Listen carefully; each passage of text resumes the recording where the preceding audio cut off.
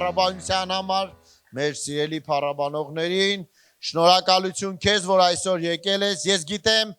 եթե դու տեսնեիր այսօր Հիսուսին ֆիզիկապես, մարմնապես այստեղ մտնելուց, դու ավելի լավ փառաբանություն կտայիր նրան։ Հալելույա։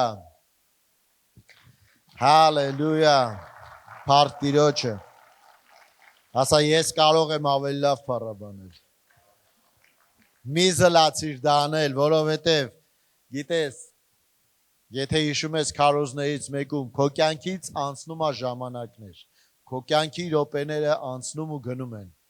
եւ շատ հրաշալի է, երբ որ դրանք լցված են Աստծուն փառք բերելով։ Ամեն։ Փառք Տիրոջը, այսօր ես մի հետաքրքիր խոսք եմ վերցրել, մի հետաքրքիր պատմությունից եմ սկսելու, ձեզ դուր է գալիս պատմություններ լսել այստեղ։ Հալելույա, ինձ էլ է դուր գալիս։ Դրա համար փորձելու եմ այս պատմությունը ընթերցել ձեզ, որից հետո կասեմ այսօրվա թեմայի քարոզի այն ուղերձի վերնագիրը, որը որ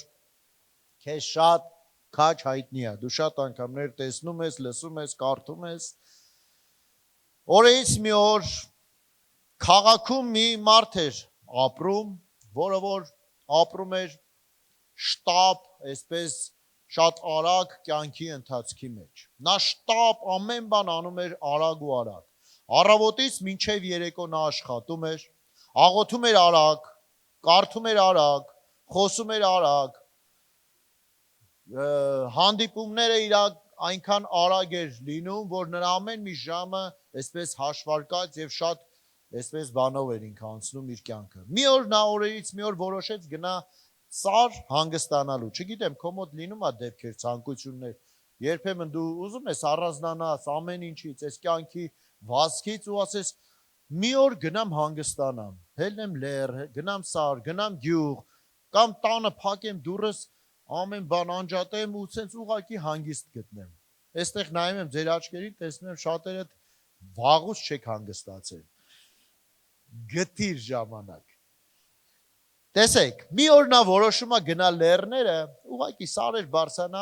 որպեսզի հանգստանա, ու ճանապարհին մի հովվի է հանդիպում, եւ մոտենում նստում է նրա կողքը, ասում է, ինչ ես այստեղ անում։ Հովիվը պատասխանում, ասում է, ոչ մի բան, պարզապես նստած եմ, ասում է, ո՞նց։ Զարմանքով հարցնում, ասում է, ինչպես թե ոչինչ, ժամանակդ գնում է, ինքն էլ արագ, առանց քեզ սպասելու։ Իսկ դու հանգիստ նստած ես։ Հովիվը նրան ցույց է տալիս երկինքը, հետո դաշտերը,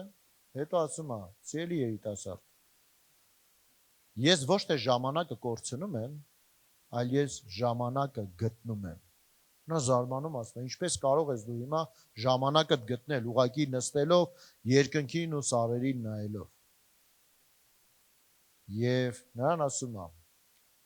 կարող ես մի պահ լռել եւ ուղղակի փորձի նկատես այն ինչ որ քեզ շրջապատում է։ Երբ կանգնում եմ եւ այդ ժամանակ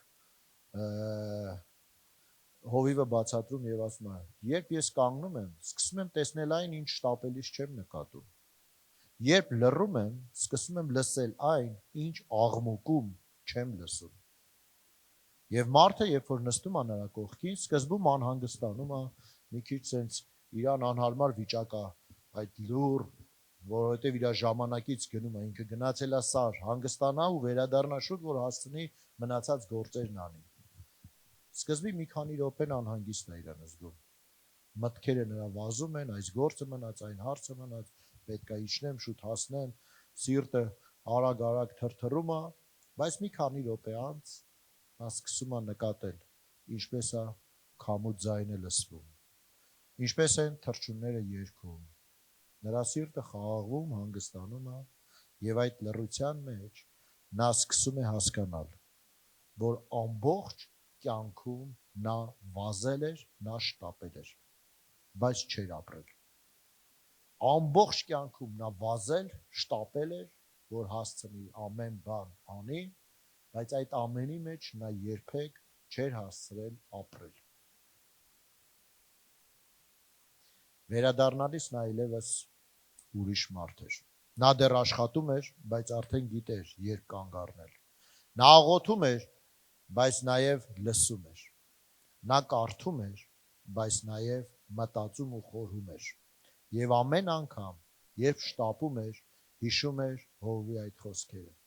ես ժամանակը չեմ կորցնում, ես այն գտնում եմ։ Ինչի համար եմ ես այս առակը ընտրել այս քարոզի հետ որպես նախաբան, որովհետև գիտեք, այսօր կյանքը շատ սրընթաց, շատ կայծակնային արագությամբ է գնում։ Մենք տեսնում ենք գիտություն ինչքան արագ է զարգանում այս վերջի մի քանի տարիների ընթացքում։ Հասկանում եք, եթե մենք մի 200 տարի հետ գնանք, 18-րդ դար, 17-րդ դար, եթե գնանք, ասենք այս հոսանքները, այս բարձրախոսը եւ այս ամենը նրանց մտքով անգամ չէր կարող անցնել, որ կարելի այսպիսի բաներ ունենալ։ Մեքենաները, հեռախոսները, հեռուստացույցները եւ այլ եւ այլ։ Այս վերջի մի քանի տարիների ընթացքում առավել եւս սոցցանցերը այնքան արագությամբ են զարգանում, այնքան շատ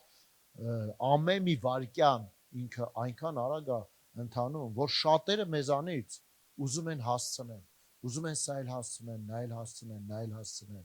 բայց գիտես, այդ ամենը քո կյանքից է տանում։ Ես իհարկե դեմ չեմ, որ դու պետք է զարգանաս, որ դու պետք է ինքնակրթվես, որ դու պետք է շտապես, որպեսզի կարևոր Աստծո գործեր անես, քո կյանքը կազմակերպես ճիշտ, բայց երբ որ դու Աստծուն դնում ես, թույլ ես տալիս լինի կարևոր տեղում, երբ որ դու թույլ ես տալիս, որ քո հոգևոր կյանքը ճիշտ կազմակերպվի, այդ ժամանակ մնացած հարցերը ավելի հեշտ ու ավելի արդյունավետ են լինում։ Ոչ թե դու քո կյանքից կորցնում ես քո ժամանակը, այլ դու գտնում ես ժամանակ, որովհետև մենք վրազ ուզում ենք ծառայության բերումով ուզում ենք շատ շտապ, շատ շուտ մի հատ այս ծառայությունը անեմ ու շուտ գնամ, որովհետև պայմանավորված եմ, շուտ ձեռքս դնեմ աղոթեմ ու պրծնեմ, շուտ կարդամ, լավ, այսօր չեմ կարդացել, մի հատ բացեմ առավոտ շուտ, մի հատ Սաղմոս կարդամ, շուտ աշխատանքից շուշանամ, մտնում ես աղոթքի սենյակ 5 րոպեանոց աղոթք ես անում ու միանգամից դուրս ես գալիս, վազում ես ու քեզ թվում է թե դու անում ես ինչ-որ մի բան հոգևոր կյանքում, բայց իրականում երբ որ դու այդպես շտապում ես, դու քո ժամանակը կորցնում ես։ Հետաքրքիր է դրա մասին խոսելը։ Կուզեք խոսենք սրա մասին այսօր։ Փառք Աստծուն, ես այսօրվա իմ ուղերձը վերնագրել եմ Սելա։ Դու կասես սա ինչ բառ է։ Ով է կարդում Աստվածաշունչ։ Նկատել ես հանդիպել ես Աստծո խոսքում այդ բառին, Սելա։ Գիտեք, դա հայերեն բառ չի, բայց ես այսօր այդ բառի մասին եմ խոսելու, այդ բառը փորձելու եմ մի փոքր ներկայացնեմ եւ ուզենալու եմ, փորձելու եմ քեզ հասցնեմ, որ դու քո կյանքում ունենաս Սելայի ժամանակներ, որ դու ունենաս Սելաներ քո կյանքում, որովհետեւ սա կարևոր բանալի է, սա կարևոր անկյունակար է քո հոգևոր կյանքի համար։ Գիտես, Սելա ինքը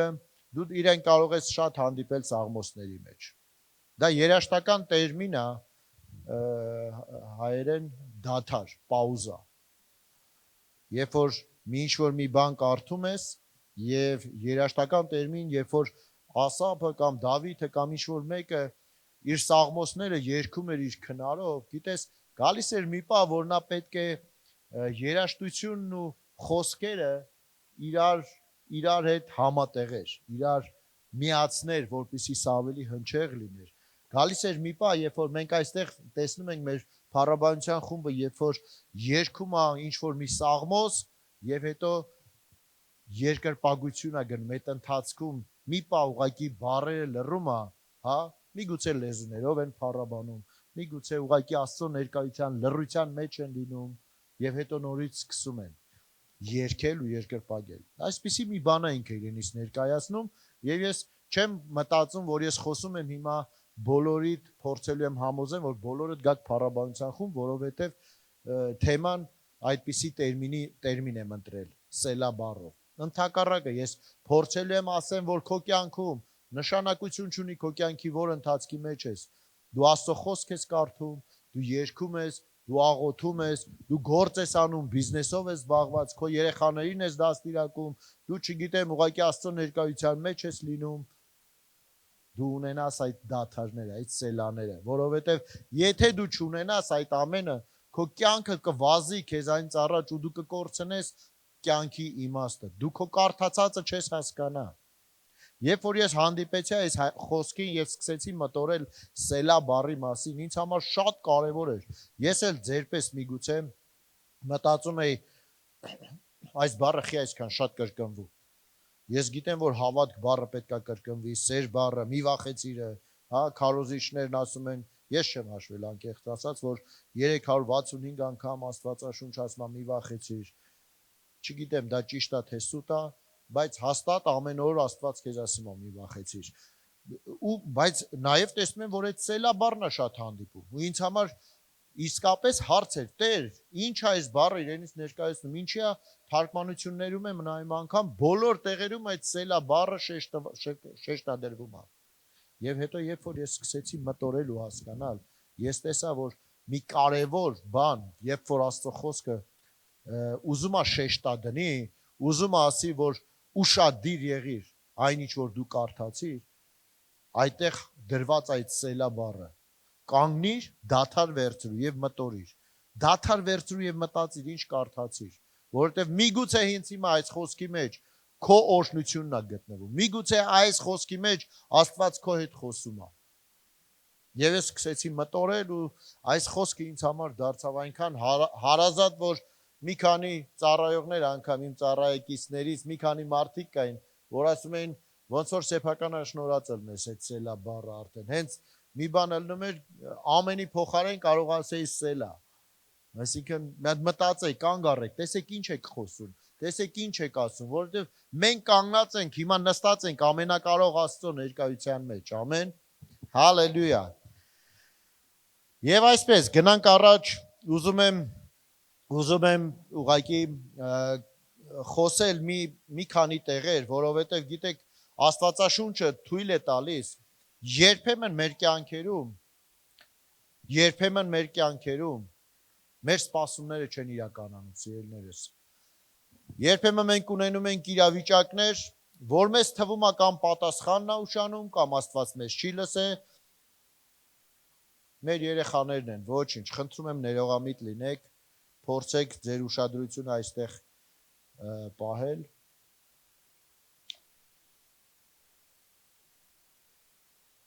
Երբեմն մեզ թվում է, որ երբ որ մեր աղոթքը մի քիչ ուշանում է, կամ պատասխանը աղոթքի մի քիչ ուշանում է, կամ Աստծուց ինչ որ մի խոսք չենք ստանում, մեզ թվում է, թե միգուցե Աստծո կամքը չի այսինչ կամ այնինչ բան անելը, կամ միգուցե մտածում ենք, որ մենք տանուլ ենք տվել ինչ որ մի բան։ Գիտես, Աստծո հերոսների կյանքը, երբ որ մենք նայում ենք, մենք տեսնում ենք, որ նրանք իրենց կյանքում, օրինակ Դավիթ թագավորը, երբ որ գրում էր Սաղմոսները, նա իր կյանքում բազում Սաղմոսների մեջ այդ բառը օգտագործում էր եւ իր կյանքը այնքան հեշտ չի եղել։ Աստծո հերոսների կյանքը, հավատքի հերոսների կյանքը հեշտ կյանք չի եղել։ Դրանք լի են եղել փորձություններով, հարցակումներով, հալածանքներով, հետապնդումներով, նեղություններով, դժվարություններով եւ այդ բոլոր բաները նրանց ուղղակի ավելի կերտել են, նրանց մեջ ձևավորել են ու ուժեղացել են մի բնավորություն, որ իրեն կարողացել են այդ դժվարությունների մեջից ոչ թե ընկճվել, ոչ թե թուլանալ, ոչ թե հանձնվել, այլ ուղղակի վերցրել են Աստծո հետ ժամանակ, ունեցել են Աստծո հետ սելայի ժամանակներ եւ բարձացել են վեր։ Իրենց հիշեցրել են, Դավիթ թագավորը խոսում է նրա մասին, որ ասում է ամեն առավոտ, երբ որ ինքը կանգնում էր ու ասում էր, ով իմ անձ, ինչ ես տրտում, վեր կաց տեղից հետ, քո կյանքի իրավիճակները միգուցե խոսում են,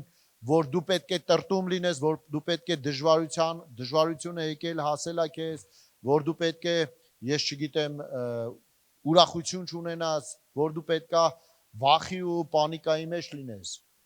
Բայց Դավիթ ասում էր իմ անձ, հանկարծ չփորձես տրտմել, հանկարծ չփորձես ընկճվել, վեր կաց, սթափվիր Եվ ուղղակի Տիրոջը մեծարիր ու հուսա նրան, որովհետև նա քեզ չի մոռացել։ Գիտես, մեր կյանքերը նույնպես նման է այդպիսի կյանքի, որ երբեմն մեր կյանքի այս պրիմիտիվ, շատ փոքրիկ փորձություններն ու դժվարությունները, որ մեզ մոտենում են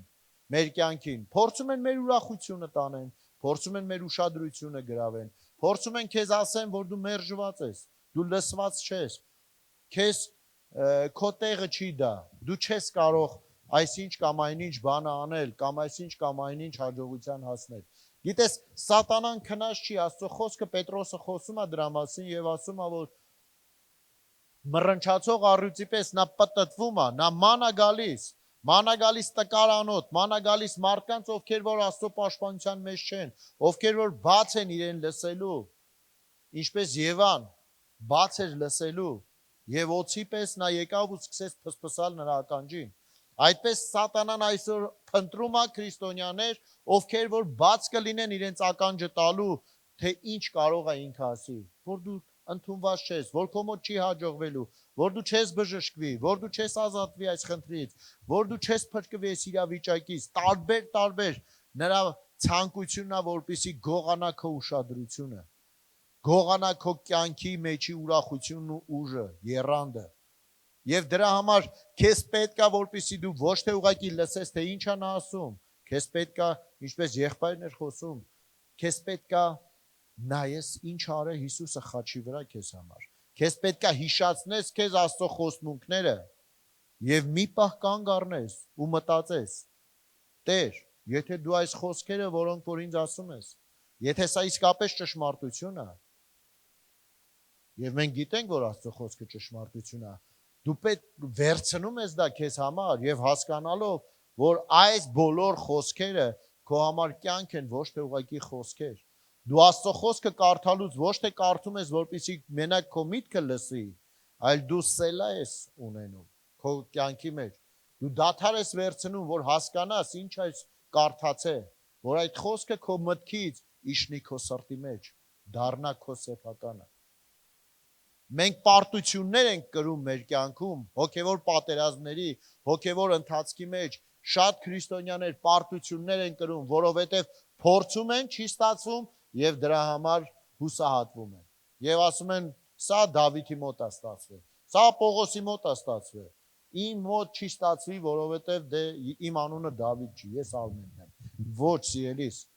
Աստված աչառ չի։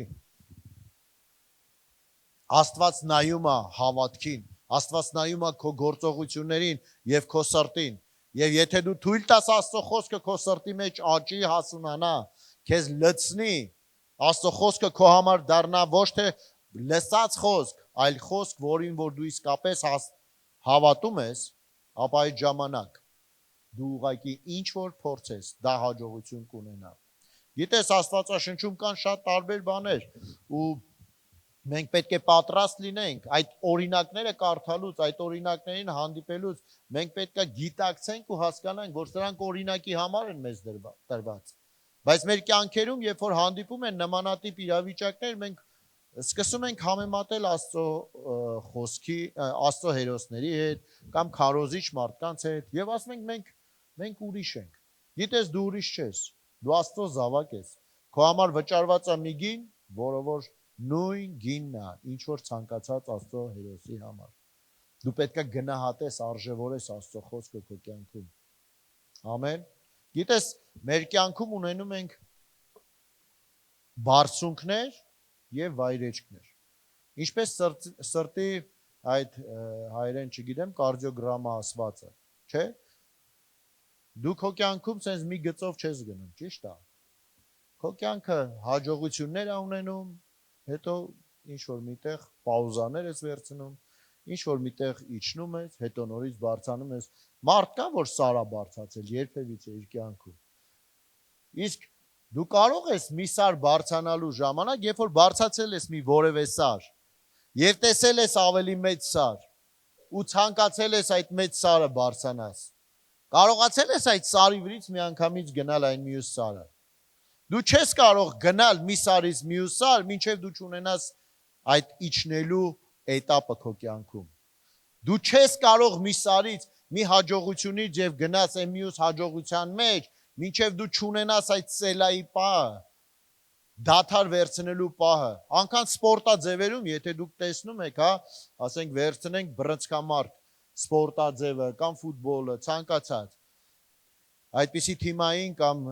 անհատական սպորտաձևերում կան դաթարներ, ընդմիջումներ, որ մարզիկը ինքը երբ որ մտնում է եւ սկսում է մարզվել այդ ռինգի մեջ վերցնենք, հա, քանի րոպե է տրված, վերցնենք 3 րոպե անոց մարտ է ինքը, պետքա մարտնչի, պայքարի եւ հետո մի քանի վայրկյան կամ մի րոպեվա չափ սելայի ժամ է իրան տրված, որ գնում է մի հատ անկյունում նստում է, իր մարզիչը գալիս է, հովացնում է իրան, իր քրտինքը մաքրում է, ջուր է տալիս, խմում է, ուղումներ է անում, ասում է, ուշադիր եղիր, այս պահին, այն հար պահին, այսպես հարվածիր կամ այնպես վարվիր, հասկանում եք, որպիսի մարզիկը ավելի իրան սթափեցնի, ավելի նկատի, ավելի տեսնի, ինչ իրավիճակի մեջ է, որ կարողանա, այն մարզիկը, ով որ լսում է իր ուսուցչին, իր մարզիչին, նա հաջողվում է, գիտես, նման է հոգևոր կյանքը այդպիսի պայքարի, Աստվածաշունչ ասում է, որ մենք համեմատում է Տիմոթեոսի թղթի մեջ խոսում է դրա մասին եւ ասում է մենք որպես մարզիկներ համեմատում է հողագործի հետ, համեմատում է զինվորական այդ ծառայության հետ, մենք պետք է ունենանք մեր մարզման ժամերը, մենք պետք է ունենանք այն ժամերը, որ մենք մեր վրա ենք աշխատում, որովհետեւ եթե մենք կանգ չառնենք, եթե մենք վազենք, դուք տեսնում եք աշխարհը վազում է, արագ սնունդ, հա, սոցցանցերում ամեն ինչ արագ, երեխաները ուզում են արագ մեծանան, մամա պապա դառնան, արագ կարդալ, արագ աղոթել, ամեն ինչ արագության մեջ, բայց դրա ետևում ինչ որ արագ է աճում, նա ժամանակ չի ունենում իր արմատները խորացնի։ Եթե դու չունես քո սելաները, եթե դու չունես այդ սելայի ժամանակները պաուզա վերցնելու, մտորելու, մի հատ քո արմատները խորացնելու, եթե դու այդ ժամերը չունես, սիրելիս, քո կյանքը փոթորիկները, երբ որ սկսում են, դժվարությունները, երբ որ գալիս են, կարող են ուղղակի սենց քշեն արմատախիլ անեն տանեն։ Բայց երբ որ ինչպես Աստվածաշունչը ասում է, սերմը, որը որ ընկնում է հողի մեջ, մինչև չմեռնի, պտուղ չի տա։ Գիտեք, այդ մեռնելու պրոցեսը նման այն սարից իջնելու պրոցեսի։ Ոչ մեկին չի դուր գալիս այդ պաուզաները կյանքում։ Ոչ մեկին մարմնին դուր չի գալիս։ Դու կուզենաս բարձանաս մի բարձունք, հետո Աստված քեզ տանի այդ բարձունքից ուրիշ բարձունք, հետո ուրիշ բարձունք, հետո ուրիշ բարձունք, ու ցենց հա բարձանաս։ Շատ հրաշալի ցանկություն է։ Բայց այդ բարձանալու համար ես ասում եմ, որ սարից պետքա մի պահ իջնես, մի հատ մտորես, մի հատ վերաիմաստավորես քո կյանքը, քո հոգևոր կյանքը, քո եկեղեցի գնալը, քո ծառայությունը, քո ես չգիտեմ, Աստծո հետ աղոթքիդ, քո սենյակի այդ փոխհարաբերությունը, ինչ վիճակի մեջ ես գտնվում դու, որ նորից հաջորդ անգամ ավելի լավ փառավորես Աստծուն, ավելի լավ մեծարես Աստծուն, ավելի հաջողություններ ունենաս, ամեն։ Հալելույա, Աստվածաշունչը առաջի Պետրոս 5-րդ գլխում ասում է, որ խոնարհվեք Աստծո ձեռքի տակ, ունեցեք այդ դաթարները, մի ասա ես ամեն ինչ գիտեմ, մի ասա ես ամեն բան իմ ձևով կանեմ, նախ եւ առաջ խոնարհվիր Աստծո ձեռքի տակ, խոսք ասում է, որովհետեւ նա ճիշտ ժամանակն ունի քեզ բարձրացնելու, նա ունի իր ժամանակը քեզ բարձրացնելու, հա։ Եթե չհնազանդվես Աստծուն, չես կարող հակառակ կենալ սատանային։ Այդ հնազանդվել, այդ խոնարհվելու նման մի բան է, այդ սարից իջնելու եւ Աստծո վրանի մեջ, Աստծո ներկայության մեջ բնակվելու մի վայր է, որ դու մտածում ես, Տեր, ինչ կարող եմ ես անել, որովհետեւ ով որ իր անձը բարձրացնի, նա կխոնարհեցվի, բայց ով որ իր անձը խոնարհեցնի, նա կբարձրանա, Աստվածաշունչը ասում է։ Ամեն։ Մենք պետք է հասկանանք, որ ինչ է նշանակում դադարեք եւ ճանաչեք, որ ես եմ Աստված։ Գիտես, Աստծո խոսքը խոսում է Սաղմոսների մեջ, 46 Սաղմոսում ասում է դադարեք, կանգ առեք, պաուզա վերցրեք, սելա ունեցեք ձեր կյանքում, որովհետև դու կարող ես Աստվածաշունչը անգիր ցիտել, բայց դու այդպես էլ չճանաչել հեղինակին, այդպես էլ չհասկանալ ինչ ես խոսել, այդպես էլ չհասկանաս թե ինչ ասեցիր, Աստծո խոսքը ասում է դադար վերցրու, որպիսի ճանաչես, որովհետև եթե դադար չվերցնես, ինչպես այդ երիտասարդը հովի կողքը նստած, որ շտապում էր իր կյանքում հաջողությունների հետևից էր վազում, եւ այդպես էլ չէր կարողանում ապրել, բայց երբ որ հասկացավ, որ ամբողջ երկինքը, ամբողջ երկիրը լցված է Աստծո փառքով, ու իրան պետք է ուղղակի տեսնել այդ ամենը, պետք է նկատել, պետք է վերաիմաստավորել, գիտես, նա նորից իր գործերը շարունակում էր, բայց արդեն ունենում էր այդ դադարները, նա ունենում էր իր կյանքի սելաները, նա ունենում էր իր կյանքի այդ պաուզաները, որտեղ որ վերաիմաստավորվում էր ամեն բան։ Սաղմոս 46 ասում է դադարեք եւ ճանաչեք, որ ես եմ Աստված, որովհետեւ բարձր կլինեմ հեթանոսների մեջ, բարձր կլինեմ երկրի վրա, զորացները մեր հետ է, Հակոբի Աստված, մեզ համար ապաստանը։ Գիտես, եթե մենք հասկանում ենք այս խոսքերը, մենք սկսում ենք ավելի համարձակ, ավելի հաստատուն քայլերով առաջ գնալ։ Դավիթը 23-րդ Սաղմոսում ասում է, ես մահվան շուքի ձորով եմ անցնում, չգիտեմ, առջևում ինչ է ինձ սպասվում, չգիտեմ, մահը շրջապատել է ինձ, բայց մի բան գիտեմ, որ Տերը ինձ համար սեղան է բացել, իմ թշնամիների դիմաց մի սեղան է բացել, ես այնտեղ կունենամ սելա, ես այնտեղ կունենամ դադար, ես այնտեղ կնստեմ, կվայելեմ այդ սեղանից ու կսկսեմ նայել, թե ինչպես է Տերը հալածում իմ թշնամիներին, ինչպես է Տերը ջախջախում նրանց։ Ամեն։ Սիրելիս, դու պետք է ունենաս այդ պահերը։ Դու պետք Աստծո խոսքը անգամ ասում է, որ արագ մի եղեք բարկանալու մեջ, հա, որովհետև մենք արագ շուշուտ կարանք բարկանանք, բայց ասում է ավելի արագ եղեք լսելու մեջ, դանդաղ եղեք բարկանալու մեջ։ Մենք տեսնում ենք այս ամեն ինչի մեջ, որ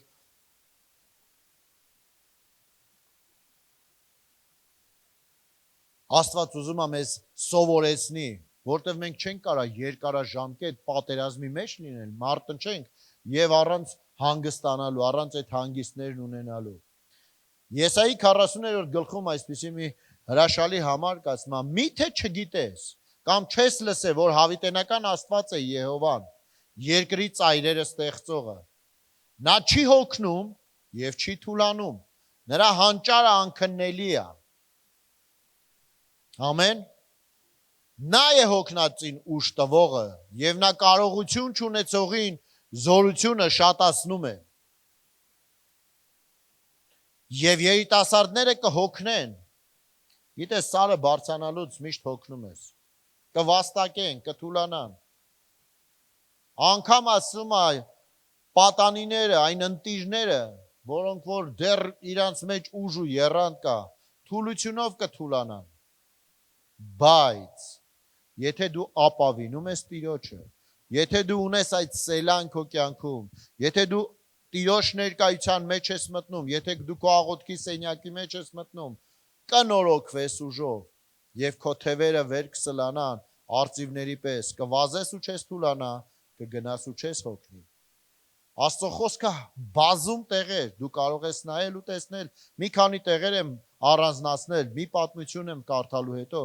որտեղ որ մենք տեսնում ենք, որ մեր կյանքի մեջ սելա ունենալը շատ կարևոր է, որովհետև Սաղմոս 42 այսպես ասում. ցերեկը Տերը կպատվիրի իր ողորմությունը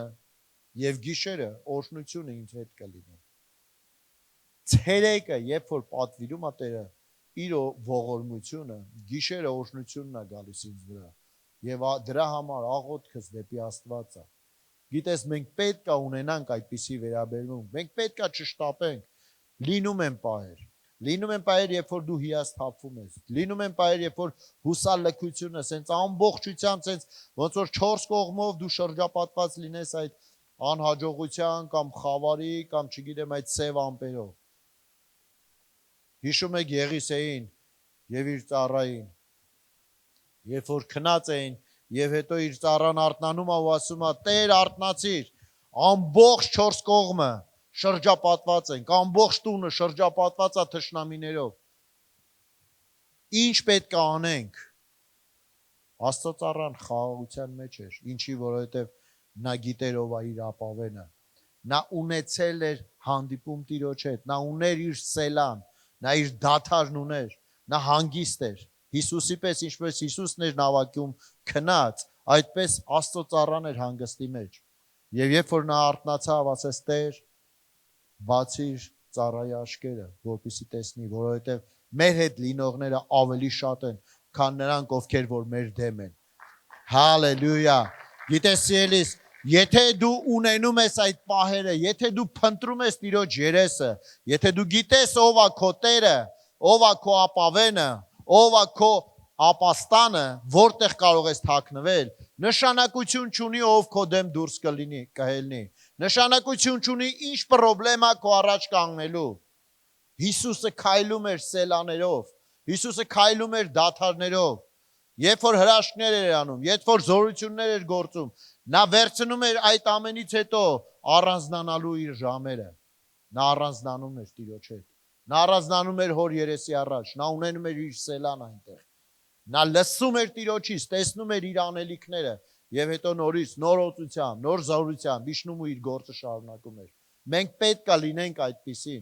Մեր արջևից գնացող, մեր հավատքի զորագլուխին մենք պետք է օրինակ որպես ունենանք մեր արջև դրված։ Մենք պետք է հետևենք այդ օրինակին, որովհետև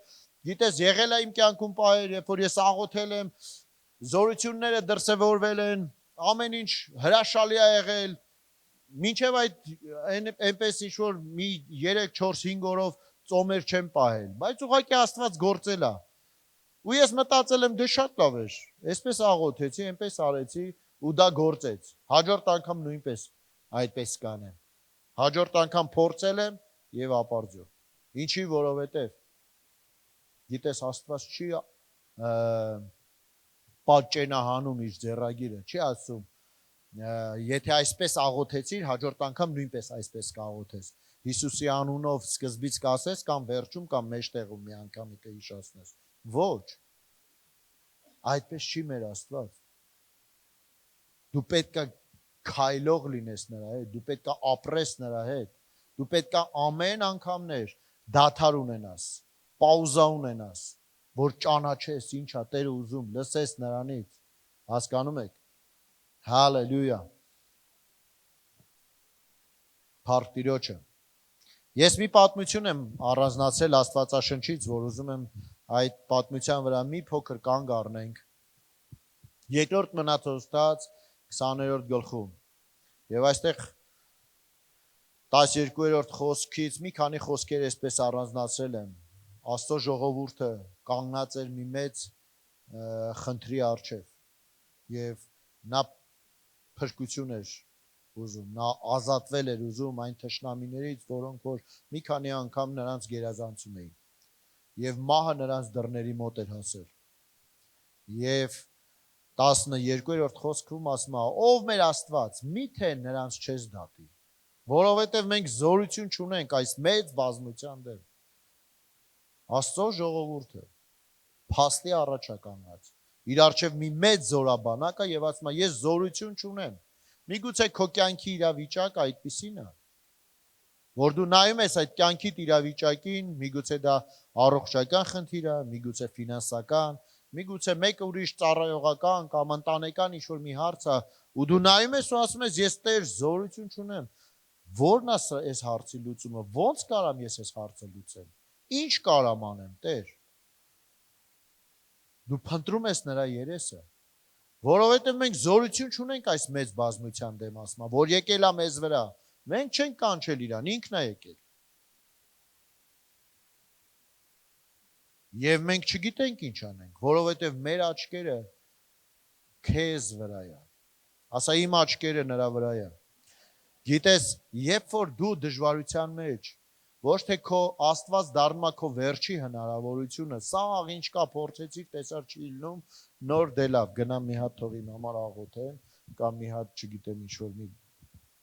Տենամ Աստծո խոսքը ինչ ասում։ Աստված պետքա լինի միշտ քո միակ հնարավորությունը։ Երբ որ դու քայլում ես երկնքից կառչած, երբ որ դու քայլում ես Աստծո հետ, քո համար նշանակություն չունի խնդիրի անվանումը, մեծությունը եւ իրա, չգիտեմ, վտանգները։ Դու գիտես մի բան։ Ես սրա մասին կիսվում էի խմբակներիցս մեկում, որ ինձ համար քրիստոնեական կյանքը դա արկածային կյանք է։ Կներեք, եթե ինչ-որ մեկի աստվածապաշտությանը սա ինչ-որ միտեղ ցավացնում է։ Ինձ համար ես այդպես եմ նայում քրիստոնեությանը։ Քրիստոնեական կյանքը դա արկածներով լի կյանք է։ Ինչի, որովհետև ես իմ կյանքում հանդիպում եմ շատ իրավիճակների, լավ եւ վատ, փորձությունների տարբեր որակի փորձությունների, ու եթե ես որպես արկածային չմոտենամ այս իրավիճակին, ինձ համար ավելի դժվար կլինի։ Ես գտել եմ ճանապարհ այս իրավիճակների մեջից դուրս գալու։ Երբ որ ես նայում եմ այդ կյանքի քրիստոնեական կյանքից փորձություններին եւ մոտենում եմ իմ մոտեցումը որպես արկածները, ես հասկանում եմ մի բան, որ այն ինչ որ հիմա լինելու է իմ կյանքում, ցույց է տալու թե Աստված ոնց է ինձ ազատում, ցույց է տալի ինչպես եմ ես դուրս գալիս, ցույց է տալու թե ինչպես է ես չլինող իրավիճակի մեջ Աստված դուռ բացում։ Ես ակնկալիք ունեմ, ես սպասում եմ Տիրոջից տեսնելու այդ հրաշքը, այդ նշանը, այս արկածախնդրության մեջից ինչպես եմ ես դուրս գալու։ Դրա համար տարբեր իրավիճակների մեջ ես ինչքան էլ ընկճված լինեմ, մի բան եմ հիշում, Տեր, դու ինձ հետ ես։ Եվ ինչ իրավիճակում էլ որ ես կամ հիմա, ես գիտեմ, որ դու ավելի մեծ ես այդ իրավիճակից։ Դու կարող ես ինձ դուրս անել։ Ես հիմա կվերցնեմ իմ սելան։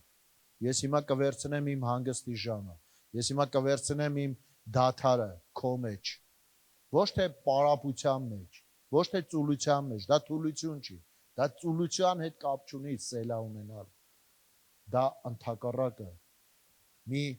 пассив վիճակ է, որ դու գործ չես անում, բայց քո հոգին է ակտիվ այդտեղ։ Դու հոգևոր ակտիվության մեջ ես, դու Տիրոջ երեսն ես փնտրում։ Դաթարի ու ճանաչի, որ ես եմ Տերը։ Ու նայի թե ինչպես եմ ես հիմա քեզ դուրս անելու այս իրավիճակից։ Դա 100%-անոց վստահություն է Աստծո վրա։ Դու ցկտում ես այդ քո իրավիճակի մեջից փնտրել Տիրոջ երեսը։ Եվ այստեղ ասում է, որովհետև բազմությունը եկել է, կիտվել է մեզ վրա, բայց մեր աչքերը քեզ վրա է։ 15-րդ խոսքը ասում է. Եվ նա ասեց. ականջ դրեք ով բոլոր Հուդա, Երուսաղեմի բնակիչներ, ով Հովսափաթ թագավոր, Տերը ձեզ այսպես է ասում. մի վախեցիր ու մի զարհուրիր այս մեծ բազմության երեսից։ Բա ինչ անեմ։ Մի վախեցիր, որովհետև եթե վախենաս, հա, դա նշանակում է դու չես վստահում ինձ։ Քո ապավենը ես չեմ։ Եթե վախերի մեջ ես նստում, ես չեմ ասում, որ չի կարող վախի մտքեր գալ, կարող է գալ, բայց դրանք ուղղակի հյուր են քո կյանքում։ Սիրելիս, վախը հյուր է քո կյանքում, ոչ թե քո տան բնակիչը։ Թույլ մի տուր վախին մտնի քո սրտի մեջ, քո մտքի մեջ եւ ապրի այնտեղ օրերով, ժամերով, ես չգիտեմ, ամիսներով։ Այլապես դու քո կյանքը տանուլ կտաս, դու քո հաղթանակները տանուլ կտաս, դեպրեսիա կունենաս։ Քեզ պետք է ուղղակի վախի մտքերը, որոնք որ գալիս են, դու չես կարող արգելել, որ դրանք չգան։ Դրանք կարող են գալ, բայց դու կարող ես արգելել, որ դրանք չբնակվեն քո ներսում։ Դու պետք է արգելես, դու պետք է խոսես հակառակ այդ մտքերին, որովհետև դու հոգևոր պատերազմի ընթացքի մեջ ես։ Եվ այստեղ ասում է. մի զարհուրեք ու մի վախեցեք այդ մեծ բազմության երեսից, որովհետև պատերազմը ձերը չի, այլ Աստծունն է։